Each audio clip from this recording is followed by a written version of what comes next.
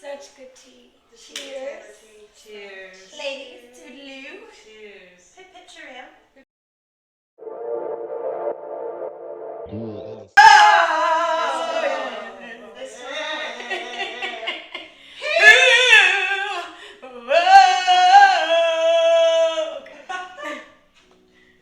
Sorry. And that was the intro. Golden. That needs to be your intro every time. Wow. Welcome to Tea with Taylor. We have Marley and Jane. Alex. No Jane. Talon. No Jane either. Hold the Jane. oh gosh. Alright, so today basically we're just gonna talk about building healthy relationships after traumas. Casually. You know, it's a very vast topic. It can go a lot of different ways and it looks a lot of different ways. So I want to get different perspectives, guys. Absolutely. What's up? What's So what do you feel like, has anyone had any traumatic experience that they know and can connect to a behavior pattern that led to toxicity in a relationship or, you know, let's see. And then also, how did you recognize that pattern or behavior and connect it to that origin point?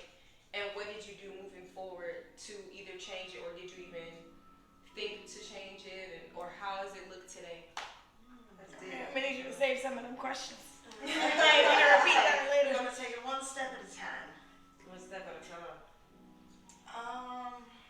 Shit. I mean, I know personally I've had a lot of tendencies with relationships to what my therapist so lovingly called buying affection. Oh, Where you kind of take the caretaker role. You doing everything, you're paying for everything, you're letting certain behaviors slide because you're trying to just care for the person, and that kind of always leads to neglecting yourself no matter what. So it took me a long time to realize that was not the way to be. And Cheers. cheers. Ladies, toodaloo. Cheers. hey, picture him. Pinky Irish wash. Tibbity Tolberty. Tibbity Tolberty. Today we're drinking, by the way, it's kava with peppermint and agave. Oh, that's a vibe. So yeah, Alex, go ahead. What were you saying? Yes. So I recognized that pattern of like how you get so lost in that you neglect yourself. I was realizing that I was doing it to hide from parts of myself that I didn't want to address. It was much easier to worry about what my partner's needs were and what their issues were and try to help them through that than to address my own. Which is, as I'm sure anyone here could know, is not a good recipe to make any relationship healthy. So now that we are, it took me maybe 10 years to get to a reasonable point with that. It's still something that I struggle with, and I have to recognize the pattern because I'm so used to defining my value that way that I have to reapproach it. So that's been the biggest thing for me, and it's definitely made a huge difference in relationships, how I see myself, how I see my partners, and what I expect from them. Do you know where that stemmed from? Like, what do you feel like it was rooted in maybe a way you were brought up or a way you see relationships as you were brought up? Like, or a specific event even. Yeah. I think it was a lot of my value brought up as a child was just in what I could accomplish and what I could do. And being a provider makes me feel good. I like to maybe it's something to do with the butch. That's And right. yeah, just to it was always seen as a very way to express a masculine energy for me. And that's also toxic too, because that's not just what masculine energy is to be that way. So I would say it probably comes from that. There's just how, when you come up, you are not a good kid unless you accomplish certain things or do certain things or provide certain things to the home. And not that terrible, but I think that kind of like hit me a little bit more once I did come out, and I was like, okay, like my thought was I don't have a man to take care of me, so I'm gonna be the man that takes care of me, type of thing. You know what I mean? Right. I totally feel that. We go into hyper independence. Yep. Absolutely. I think I struggle with that too. Like I overcompensate a lot in relationships, and I think that's just because I never had like that. Like I feel like that may have stemmed from just not having a masculine energy in the home. Like so I kind of like make up for it with my own like. You're You know, trying to like compensate, like I take care of myself. Like I don't need anybody. You know what I mean? Like, yeah, I feel that too. and like because I didn't have a dominant male figure, a lot of the women in my family actually went through that same thing. Like it wasn't a lot of male influence in our lives as a family. Like for some reason, men just were not. The men in our lives just weren't really that much involved. And I feel like. From that experience, I kind of like would hear my parents, my aunt, my uncles. I mean, not my uncles, my cousins. They would say shit like, "You don't need a man. I don't need a man." You know what I mean? Yeah. So. I think that's a famous quote in an African woman's home, in a black woman's home in America. Yeah. I don't need a man. I don't need a man. So. That was something like that I never really. It was. I guess it just showed up in ways. It was something that like I never really felt like, oh, I need that, you know. But you see how that behavior is like implemented in certain shit that you do, and you're like, had I had a male figure in the family or in my life directly, Would it have been that way? would I be this way? You know. Right. So like a lot of times I'm like the first to offer to pay for shit. A lot of times I'm like the first to like, what's it called? To like approach. You know what I mean? Yeah, to be the I don't. approacher. Yeah, I'm not really one that gets sought out. Like I do, but like when I like somebody, I don't wait for them to make a move. You go for it. I do. I feel that. So I just be like, you know what I'm saying? With everything. So it's not even just relationships. It'd be like life. I'd be like, it's mine. You know what I'm saying? I feel that, yeah. But I feel like there's a lot of like. There's a lot of layers to that shit. Yeah, exactly. My trauma. My trauma is slightly different, like that I've had to deal with, like my childhood traumas. Definitely was like from my mom. Like my child, like I want to say the bulk of my traumas have been caused through my mom.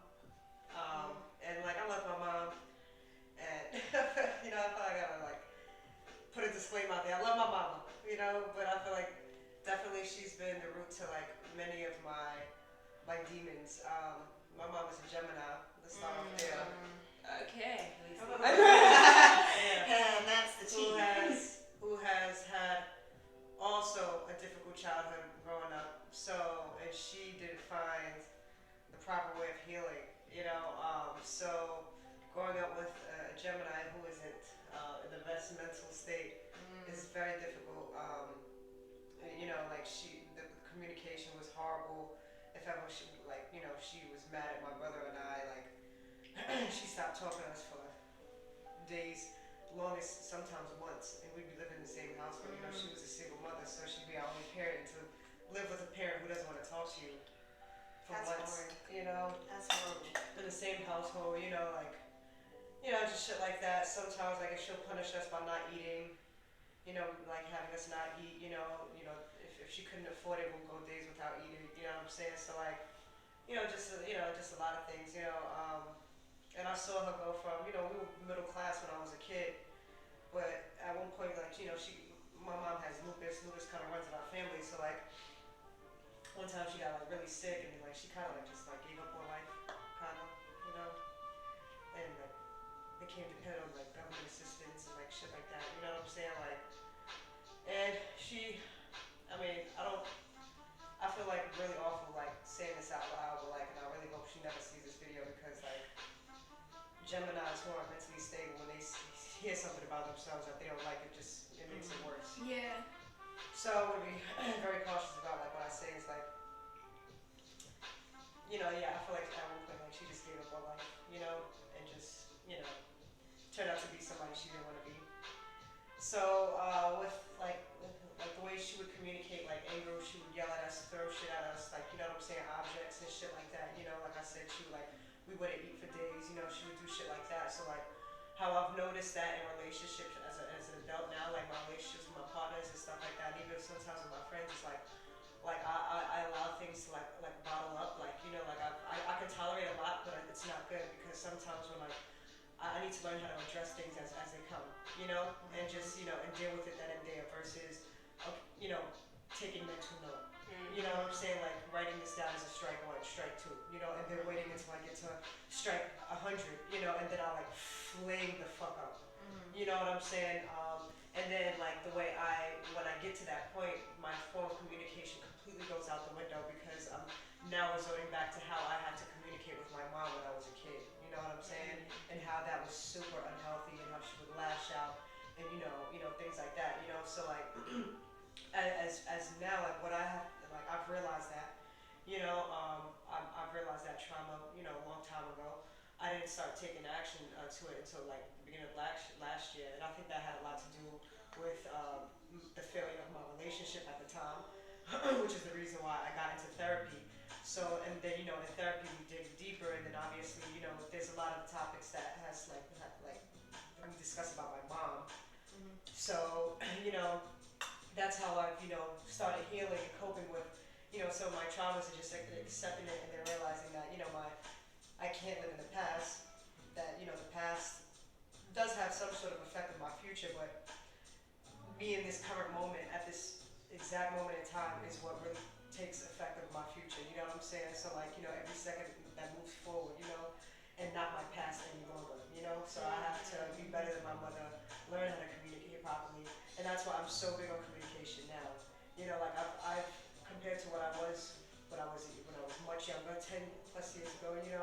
I was horrible at communication. I was a shitty. Mommy can tell you, she's known me for so long. I was reckless. Versus now, I'm a little bit more. I'm a lot more open-minded. Like, I'm a lot more considerate. I'm a little bit more mellow when it comes to listening to people and hearing them out and shit like that. You know what I'm saying? So like, it's definitely helped. And also, I think with my last relationship, how how that ended. I think that also it taught me how to communicate in love with love. You know what I'm saying? Because the way you communicate with like family or friends is different than when you communicate with somebody you're sleeping with, and you're intimate with.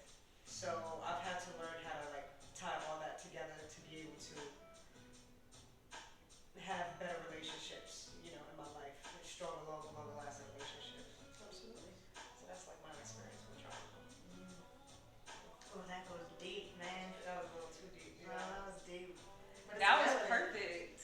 That was beautiful. It was perfect because you gave the origin, you connected it to a behavior or something that you've seen in yourself now. You realize how it was affecting your life in the present and decided to make a change. And that's what this is about. And the fact that you're able to do that on one aspect or on one part of your life means that you're able to apply that same skill and put it towards anything else or any other behavior, anything else in life. Yeah. And like me too, I'm not gonna skip out on it. I do the work. It's the work over here, man. I feel like I have a lot of mother trauma. Love my mom, she's great. But yeah, I definitely feel like I have a lot of trauma from my mom. Definitely feel like I have a lot of trauma for myself, like self-imposed, but based on like my own experiences and allowing and not knowing how to properly process them and understand them and move forward. It was always kind of like me finding new ways to protect myself, even in ways I didn't know that I was doing. So I had to learn how to not be so protective or so defensive, shall I say, not protective, but defensive, because that can bleed over into, like, I feel like how you do one thing, how you do anything is how you do everything. How you see someone act in one aspect of their life, that's how they're gonna, it's more than likely going to be how they're going to deal with different aspects of your life as well. If you see someone and they have something that they care about and they treat it with love and respect and they nurture it, you know that probably whatever else they care about, they're going to treat it the same way. You know, so I had to learn how to not allow myself to hold on to so many things and to live in them. Because I put myself through reliving the traumas over and over again, which was me finding reasons and things to validate my defensiveness. So building up such a strong defense over time without even knowing it. And it's like me wanting to experience love and wanting to share it and give it, but it resulted in me over giving, but because I didn't accept it back. Like, okay, hear me out. I'm saying this wrong, but I'm gonna get it right now, guys. All right, listen. Have you ever been in a situation where you know you're with someone and they're great? There's nothing wrong at all, but you feel like you're waiting on the other shoe to drop. Have you ever felt like self-sabotage? you self-sabotaging? And literally I had to get and by my self-sabotaging behavior was being so defensive. I was so defensive and so protective over myself that I wasn't allowing anything in, even the love that I wanted to receive from my partner. I feel that. So that's something that I definitely had to work on, and a lot of other things. And the point of this is just to say that when we take accountability and we choose better, it can actually be done. But the first step is in acknowledging that there is work to be done.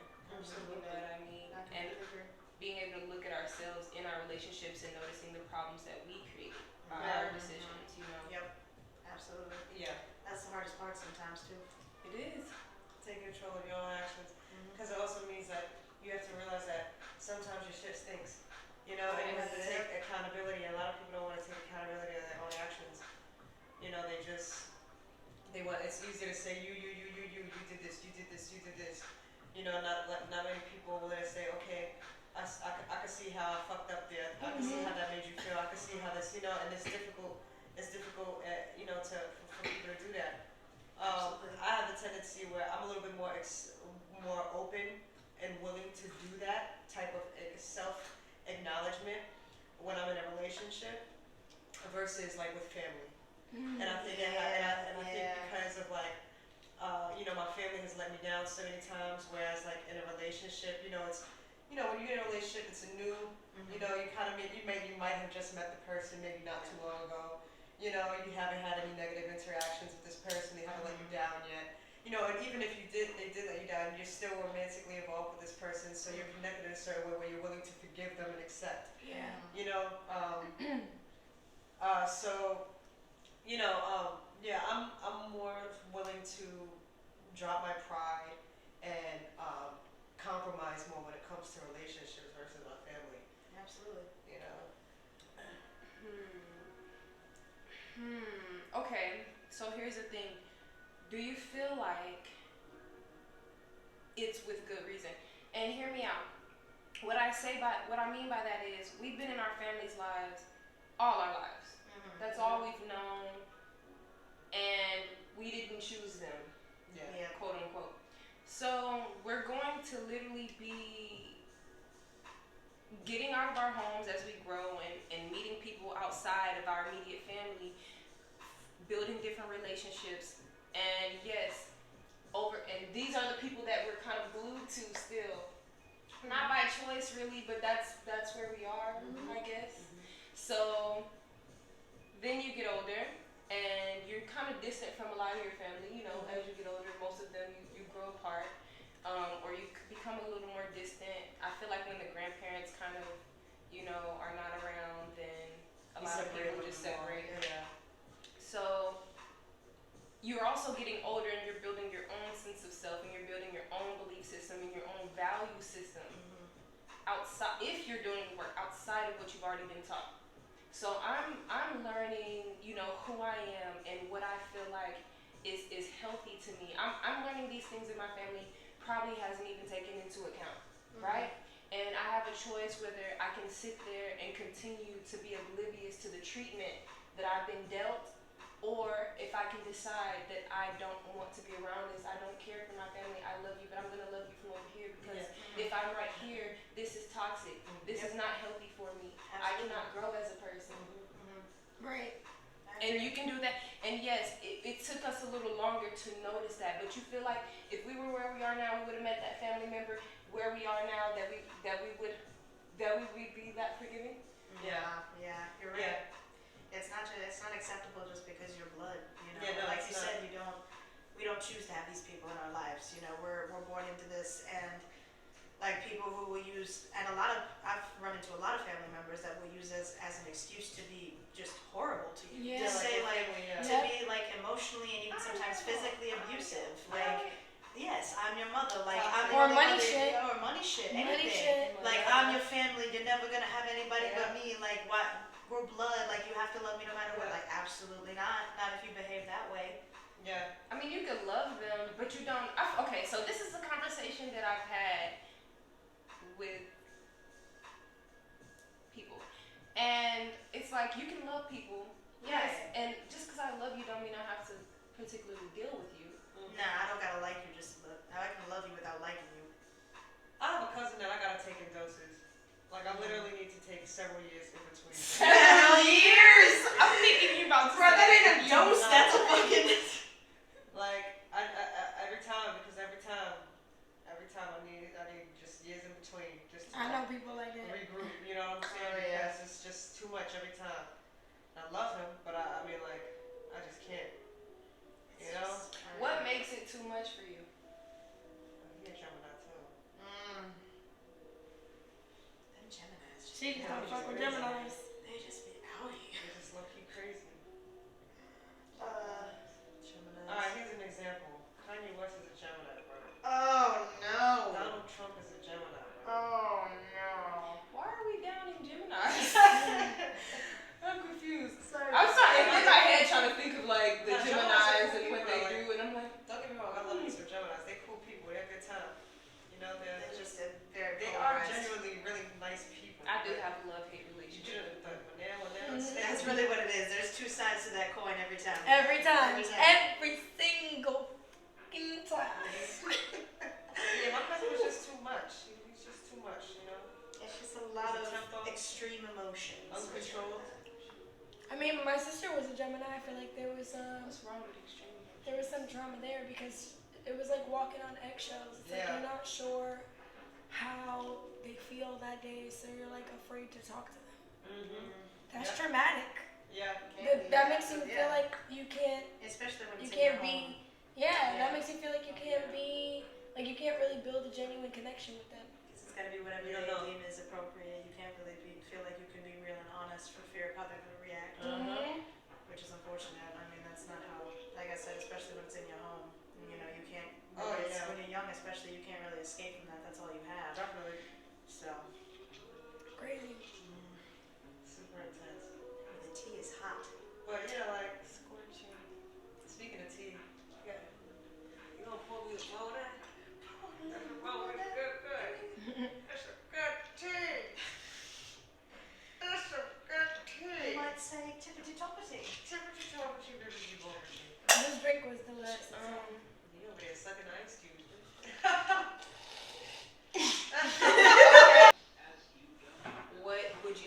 What would you say to somebody to make this work easier for them, or something that maybe you learned through that experience that you could pass on that could possibly help someone else that could be beginning to go through that? Mental health is extremely important. Yes. It is probably one of the most important things you can ever, like one of the most important things on this planet, like to be honest, for any type of development. Mental health, to be successful in the workforce, you have to be mentally healthy. You know what I'm saying? Like, to be successful as a parent, you have to be mentally healthy. To be successful in a relationship, mentally healthy. So like, I think mental health is just like super crucial. And we need to like remove this like horrible misconception that going to therapy is degrading or like kind of like diminishing or like makes you look crazy or weird or whatever the fuck. It's not the case. Therapy is It's helped me. It's helped people I know. I know, you know what I'm saying? It's beneficial to talk to somebody who's there to give you like good information, who's not biased, who doesn't know anything about your fucking life at all, and is not there to judge. And even if they are judging you, they're doing it in their own mind, so you'll never know. You know, it's constructive. You like know? this bitch is crazy. Oh my. But like, you know what I'm saying? Like, talk to somebody. You know, if you're battling your demons, stop wasting time pushing it back and delaying that progress. Because once you find that progress and that healing, you'll be able to fulfill so much more in your life. You know, you'll be able to just everything in your life will just nourish and progress. You know, and be fruitful. You know what I'm saying? So that's what my advice. Yeah, I mean, I would absolutely agree. Therapy has been a huge turning point for me.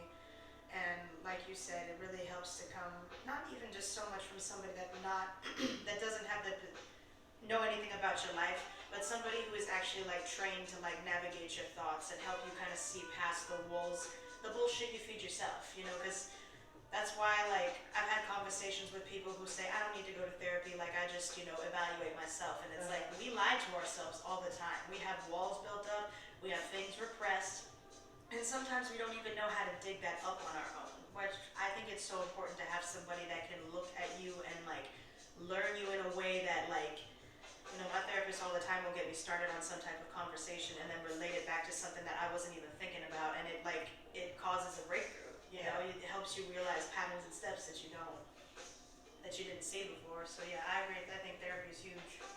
Big. I agree. I mean, I was doing therapy for a little bit, but I wasn't really happy with like the therapist that I was getting. I was on one of those apps, and I just was like, okay, I'm done with this, cause yeah. But I mean, I would be open to finding like a dope therapist. One that suits you. Yeah. Yeah. Well, don't be afraid to fire your therapist. Yes. Yeah. Yeah, I kept feeling bad because I fired like three. Don't be afraid, because sometimes it takes a bunch before you find somebody that really will help For you. sure.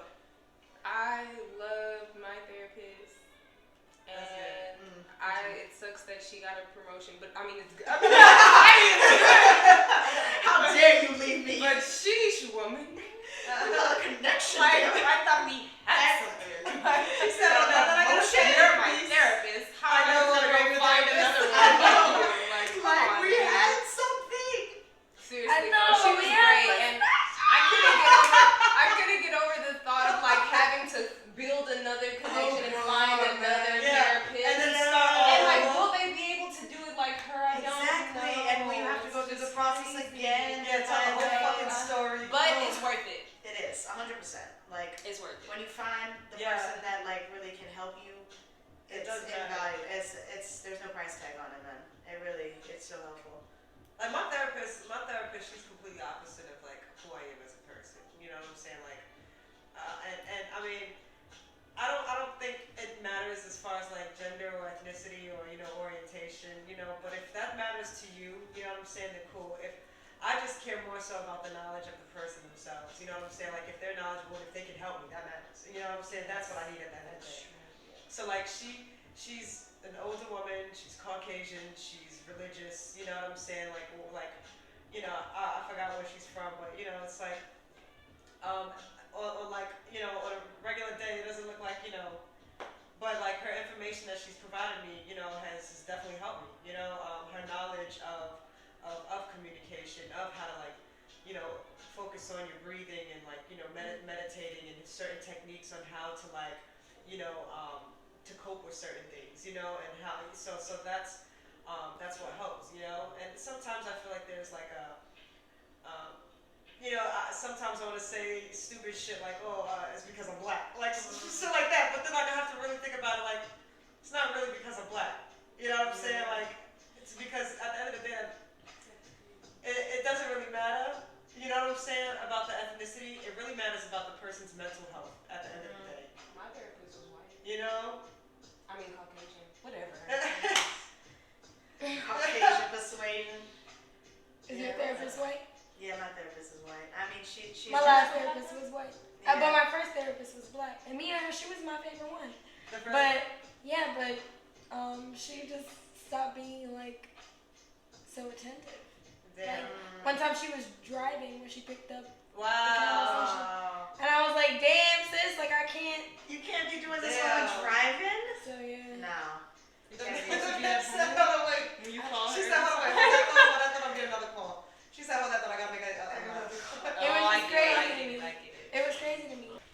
Well, I guess you guys can like share anything else you want to say and let everybody know where they can find you. Oh yeah, get therapy. Get therapy, every single one of y'all. The coziest villain on Instagram. Go ahead. And then we got a special guest here. This is Riley. Right. Can you get him, please? Can you please get him? Me? She don't like Yes. She don't like animals. Come here. Over here, Riley. Come here, Riley. Come here, Riley. Riley. Come here, baby. I'm sorry, I just don't know you yet. Oh, she's I'll be smiling. like, I gotta She's gotta loving warm that. up. Gotta warm up. Oh, so okay, my name is Talon. Hold on, get therapy. Right. Get therapy. My name is Talon, and I approve this message. My name is Talon. Get therapy. Instagram, Instagram is TALENRLTY. Okay.